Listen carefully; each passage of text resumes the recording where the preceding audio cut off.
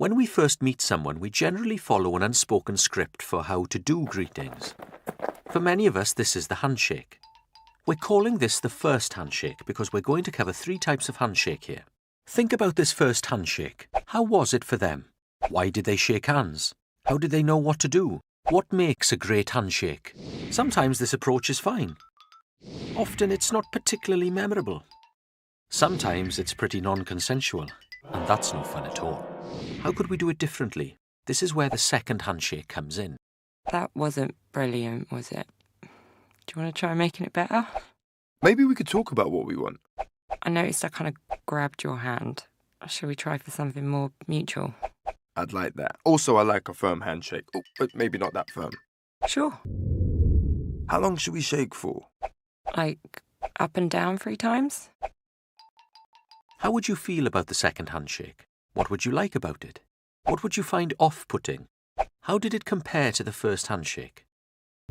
Some people prefer the second handshake because they know what's going to happen and can meet each other's needs. Others prefer the first handshake because they like not knowing what's going to happen, and that feels more spontaneous. The third handshake approach combines the best of the first and second handshakes. It tries to be a bit more spontaneous like the first handshake, but also to include some sense of checking in with each other like the second handshake, often with an emphasis on ongoing verbal and non-verbal communication. Shall we? This is good. Yeah. How would you feel about the third handshake? What would you like about it? What would you find off-putting? How did it compare to the other handshakes? I like that one because we knew what was happening. Yeah, we were both trying to make it good for each other. This time she could tell I didn't want to do a handshake. It felt better not to be forcing a handshake on someone. Whether you're more of a first handshake or second handshake type person, to be consensual, you need to be third handshake in terms of tuning into yourself and the other person. You've probably worked out that handshakes here are an analogy, although actually everything we've said is quite useful to apply to handshakes too. Like handshakes, sex has an unspoken script too. Some people enjoy sex that's like the first handshake. Others find it doesn't do it for them at all. It's easy to be non-consensual if you assume the other person wants to follow the script. The script is so powerful that if we're not following it, we often feel we're not having proper sex. The second handshake approach to sex can sound like a good alternative, but in reality, many people struggle to do it. It's good you found out each other's needs and set boundaries beforehand.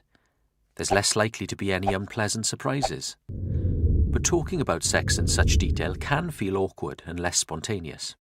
The third handshake is perhaps a more realistic model for how we might have more consensual sex. Consent is ongoing throughout the encounter. It's about paying attention to the non-verbal and verbal cues and noticing all of the different sensations and sounds going on to tell you whether it's enjoyable for you and the other person or people involved. By paying attention to the person or people we're with, we're paying less attention to what we think we should be doing, and we might feel more able to do what we enjoy. This includes all the diverse sexual practices people can do. With the third handshake approach, it's important to be aware of the inevitable power imbalances between the people involved. These can make it harder for people to feel that they can be open about what they want and don't want. As a black guy, people often assume you'll always be up for sex. It makes it hard to say when you're not in the mood. As a young woman, I often worry about being called a slut if I talk about what I enjoy sexually. I often feel like I should have regular sex with my partner to keep the relationship going. I feel like I fancy my partner more than they fancy me, which can make sex difficult to negotiate. The only models we've been given for consent are the first handshake model of not talking about it and just assuming everything's consensual, or the second handshake model of talking about everything before we do it as if that's easy to do.